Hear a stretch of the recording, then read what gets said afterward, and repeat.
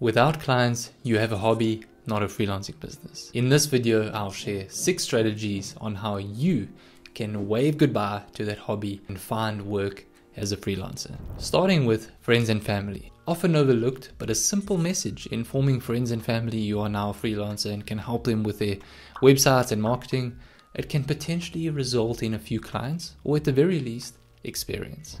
Communities. I find this the most underrated way to get clients. It's actually simple. Join relevant communities, add value, help people, and opportunities will come your way.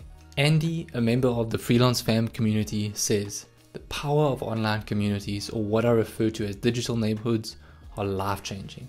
Never before have you been able to opt into a selected peer group with the same goals and motivations as you.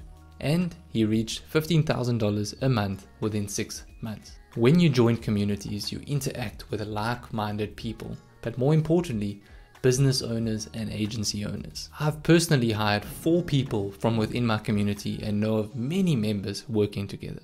It is so awesome to see, and it works. Next is freelancing platforms. If you're familiar with my freelancing journey, I share how I started on Fiverr and I turned $5 into over $10,000 from my very first client. I share more about that in this video. Contrary to what some people say, freelancing platforms are not dead. They work even today, and it's still possible to earn a great side or full-time income, even possibly 6 figures a year. My suggestion is you try a few and see which one you prefer. If I had to start right now on a freelancing platform, I would list on goLance. Their fees are much lower than Upwork and Fiverr. It's not as competitive and they are growing extremely fast. Plus, their support is really good. If you create a profile, they'll help you get clients.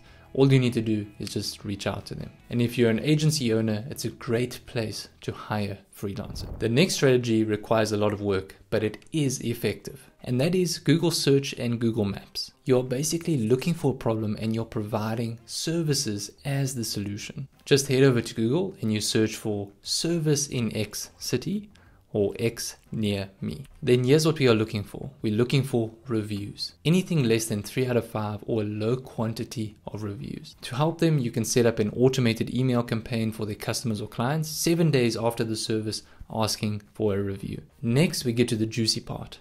Their website. We want to look for things like bad SEO, bad design, no clear call to actions, and long loading time. If you struggle with knowing what a successful website looks like, watch this. Now that we know what to do, let's do it. Head over to Google and search for florists near me, optometrists near me, vein removal in X city, landscapers in X city, dentists in X city, electrician near me, architects in X city, tech installers in X city. Now you get the point. Once we found potential leads to reach out to, based on our review and website improvement criteria mentioned earlier, it's time to reach out to them and pitch our services. There's a detailed process to follow here, and I cover it all step by step in this 10-minute video. But the short answer leads us to our next point, which is cold outreach. This is when you send a direct message on social media or cold email to prospects. It can be LinkedIn, Twitter, Instagram, Facebook. My favorites are Twitter and LinkedIn. A simple direct message like, hey John, I recently helped Bob increase his e-commerce sales by 30% within 2 months. Would you be interested in a call to see if we can help you as well? And if you're sending an email, maybe you have experience, you could say something like, hey John, I recently helped X get X result within X time. Would you like to chat to see if I can help you as well? And if you don't have experience, you could say something like, hey John, I noticed a few improvements you could make to your website to get more sales. Here's a 2-minute Loom recording with my suggestion. No obligations, but if you like to chat to see how I can help you, let me know if we can hop on a call this week. These outreach messages can result in life-changing outcomes. Just remember, it's a numbers game.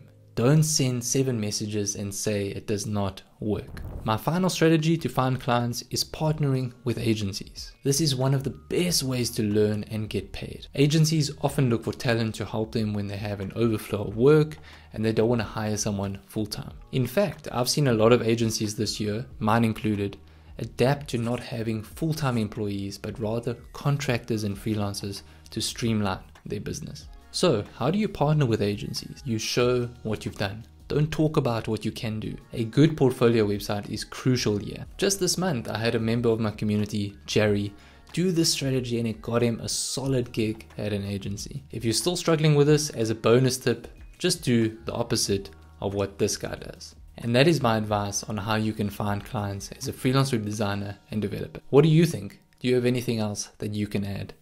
Comment below.